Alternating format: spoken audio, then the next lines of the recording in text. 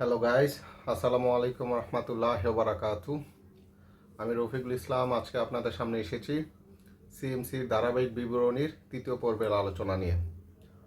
তো আজকের এই তৃতীয় পর্বের বিষয়বস্তু হচ্ছে আহ, ওখানে পৌঁছানোর পরে থানায় রিপোর্টিং করা, হাসপাতালে রেজিস্ট্রেশন সম্পূর্ণ করা এবং নির্ধারিত তারিখে ডক্টর দেখানো। তো চলুন দেরি না করে চলে যাওয়া যাক মূল পর্বে। তো প্রথমে যে কাজটা আপনাদেরকে করতে হবে, হোটেলে ওঠার পরে নিকটস্থ থানায় রিপোর্টিং করতে হবে। তো থানায় রিপোর্টিংয়ের ব্যাপারে হোটেল কর্তৃপক্ষে আপনাকে সহযোগিতা করে থাকবে, তবে সেক্ষেত্রে আপনাকে গুনতে হবে কিছু রুপি। তো সেই রুপিটার পরিমাণ হয়ে থাকে হোটেল বেদে জনপ্রতি 60 রুপি থেকে 100 রুপি। সেক্ষেত্রে আপনাকে বার্গেনিং করে যতটুকু কমের মধ্যে পারা যায় ওই ফর্মালিটিসগুলো তাদের মাধ্যমে করিয়ে নেওয়া। তো থানায় রিপোর্টিংয়ের ব্যাপারে আপনাদের মাঝে একটা ভ্রান্ত ধারণা কাজ করে যে থানায় রিপোর্টিং ছাড়া ডাক্তার দেখানো যায় না। আসলে সিরিয়াস কোনো অপারেশন ছাড়া থানায় রিপোর্টিংয়ের সাথে ডক্টর দেখানোর কোনো সম্পর্ক নেই।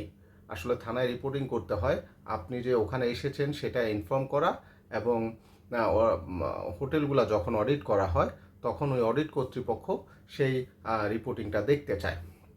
তো আরেকটা ইস্যু মাথায় রাখবেন যে যদি কারো কোনো সিরিয়াস অপারেশনের ইস্যু থাকে সেক্ষেত্রে রেজিস্ট্রেশন কমপ্লিট করার পরে আপনারা থানায় রিপোর্টিং করবেন, কারণ রেজিস্ট্রেশন করার সময় আপনাকে তাদের সিল ও স্বাক্ষর সম্বলিত একটি ফর্ম সরবরাহ করে থাকে, যেটা থানা থেকে ভেরিফাইড করায় নিতে হয় এবং অপারেশনের সময় সেটা হাসপাতাল কর্তৃপক্ষ দেখতে চায়।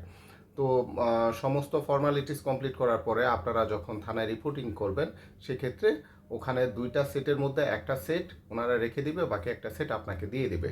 যে সেটটি আপনি হোটেল কর্তৃপক্ষকে জমা দিলে হোটেল কর্তৃপক্ষ একটা ফটোকপি সেট আপনাকে দিয়ে দিবে এবং অরিজিনাল সেটটা তারা রেখে দিবে। এটাই ছিল আসলে থানায় রিপোর্টিং করার ইস্যু। আর সেকেন্ড বিষয়বস্তু যেটা হচ্ছে সেটা হচ্ছে যে হাসপাতালে রেজিস্ট্রেশন করা। তো একটা কথা মাথায় রাখবেন যে আসলে রেজিস্ট্রেশন কমপ্লিট ছাড়া আপনারা কখনো সিএমসিতে ডাক্তার দেখাতে পারবেন না।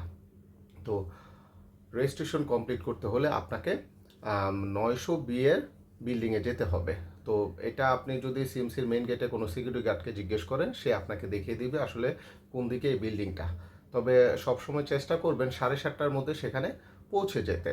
আর সেখানে যাওয়ার আগে আপনার ডক্টর অ্যাপয়েন্টমেন্ট লেটার, আপনার সমস্ত পাসপোর্ট, তারপর হচ্ছে যে হোটেলে উঠেছেন সেই হোটেলের ভিজিটিং কার্ড এবং একটি কাগজে করে আপনার ইন্ডিয়ায় ব্যবহৃত মোবাইল নাম্বার এবং দেশে কারো সাথে ইমার্জেন্সি যোগাযোগ করতে হলে যে নাম্বারটা ইউজ করা হবে সেই নাম্বারটা লিখে নিয়ে যাবেন।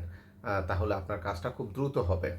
তো যথারীতি 7:30টার মধ্যে আপনারা ওখানে যে সিরিয়াল নিয়ে থাকবেন। তো অন্যান্য দেশের মতো বা বাংলাদেশের মতো ওখানে সিরিয়াল ধরতে হলে দাঁড়ায় থাকতে হয় না, ওখানে আপনারা চেয়ারে বসেই সিরিয়াল মেনটেন করতে পারবেন।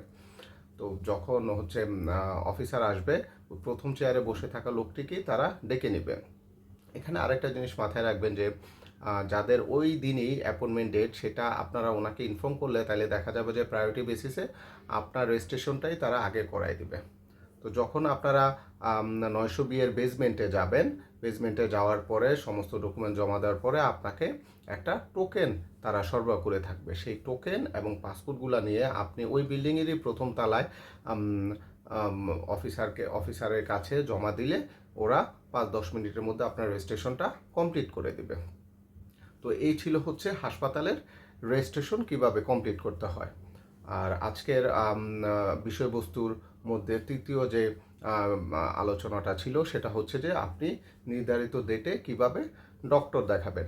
তো ডক্টর দেখানোর আগে অ্যাপয়েন্টমেন্ট লেটারে লেখা থাকে আসলে আপনার অ্যাপয়েন্টমেন্ট কোন ক্যাম্পাসে ছিল, কারণ সিএমসির মধ্যে কয়েকটা ক্যাম্পাস আছে, এর মধ্যে সিএমসি ভ্যালোরের ক্যাম্পাস, রানীপেট ক্যাম্পাস। তো আপনার যদি রানীপেট ক্যাম্পাসে অ্যাপয়েন্টমেন্ট হয়ে থাকে সেক্ষেত্রে আপনাকে মেন বিল্ডিংয়ে যে ওনাদের হাসপাতাল কর্তৃপক্ষ দ্বারা পরিচালিত বাসের মাধ্যমে আপনি রানীপেট ক্যাম্পাসে যেতে পারেন।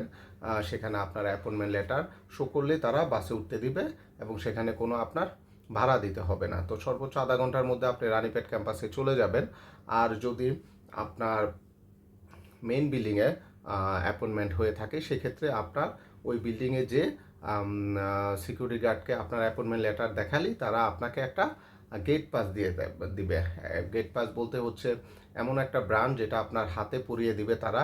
এটা এক এক দিন এক এক কালারের হয়ে থাকে।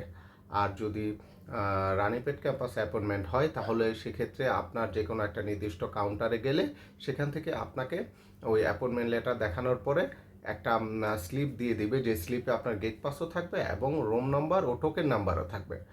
কিন্তু মেইন বিল্ডিংয়ে কিন্তু আপনার ওই গেট পাসের সাথে এগুলো থাকে না। সেক্ষেত্রে আপনাকে এমআরও কাউন্টারে যেতে হবে। এমআরও বলতে এখানে মেডিকেল রেকর্ড অফিসারকে বোঝানো হচ্ছে। তো সেখানে যাওয়ার পরে আপনার অ্যাপয়েন্টমেন্ট লেটার দেখানোর পরে আপনাকে রুম নম্বর ও টোকেন সম্বলিত আরেকটি রিসিপ্ট তারা দিয়ে থাকবে, অথবা আপনার ওই অ্যাপয়েন্টমেন্ট লেটারেই সেটা লিখে দিবে। তো আপনি সেই অনুযায়ী সেই রুমের পাশে অপেক্ষমান কক্ষে অপেক্ষা করবেন এবং সেখানে একটা স্ক্রিন বা মনিটর দেওয়া থাকবে, সেই মনিটরে লক্ষ্য করবেন কখন আপনার সিরিয়ালটা আসে। তো এখানে একটা মজার বিষয় হচ্ছে যে আপনি যদি আপনার সিরিয়াল যখন আসে সেই সময় সেখানে উপস্থিত না থাকলেও যদি হোয়াটসঅ্যাপ নাম্বারটা ভেরিফাইড করা থাকে তাহলে কিন্তু আপনার ওই হোয়াটসঅ্যাপ নাম্বারে কল আসতে থাকবে যে আপনাকে কল করা হচ্ছে। তো যাই হোক, যথারীতি যখন আপনার কল আসবে বা আপনার সিরিয়াল আসবে তখন একটা স্পিকারের মাধ্যমে আপনাকে ডাকা হবে। ডাকানোর পরে আপনি ডাক্তারের সাথে দেখা করতে পারবেন। তো এখানে ডাক্তার আপনাকে বিভিন্ন প্রশ্ন করে থাকবেন আপনার প্রবলেম নিয়ে এবং আপনাকে অনেক সময় দিবেন। এখানে আরও একটা মজার বিষয় হচ্ছে যে আপনার অ্যাপয়েন্টেড ডক্টরের সাথে দেখা করার আগে এখানে জুনিয়র ডক্টরের সাথে আগে কনসাল্ট করা হয়, যে আপনার বিভিন্ন সমস্যা দিয়ে আপনার কি কি প্রবলেম এগুলা তারা নোট ডাউন করবে। নোট ডাউন করার পরে আপনি যখন আপনার অ্যাপয়েন্টেড ডাক্তারের কাছে যাবেন তখন ওই আপনার আইডি দিয়ে তারা যখন কম্পিউটারে ইন করবে তখন দেখা যাবে যে আপনার যে প্রবলেমগুলো আপনি আগে রিপোর্ট করেছেন সেগুলো সব তার সামনে চলে আসবে। তখন ডক্টর চেষ্টা করবে আপনার এই সমস্যাগুলো ফাইন্ড আউট করার জন্য এবং সমস্যার উপর বেসিস করে আপনাকে টেস্টও দিতে পারে, তারপর আপনাকে মেডিসিনও দিয়ে দিতে পারে, অথবা আপনাকে কিছু ফিজিক্যাল এক্সারসাইজও দিয়ে দিতে পারে। তো সেই ক্ষেত্রে যদি মেডিসিন দিয়ে দেয় তো আপনি মেডিসিন নিয়ে চলে আসবেন, আর যদি আপনাকে টেস্ট দিয়ে দেয় সেক্ষেত্রে আরও কয়েকটি প্রক্রিয়ার মাধ্যমে আপনাকে সেই টেস্টগুলো করাতে হবে। তো কিভাবে সেই প্রক্রিয়াগুলো আপনারা অনুসরণ করবেন সেগুলোর বিস্তারিত আলোচনা নিয়ে আপনাদের সাথে দেখা হবে পরবর্তী পর্বে। তো সেই পর্যন্ত ভালো থাকবেন। আসসালামু আলাইকুম রহমতুল্লাহ বারাকাতুহু।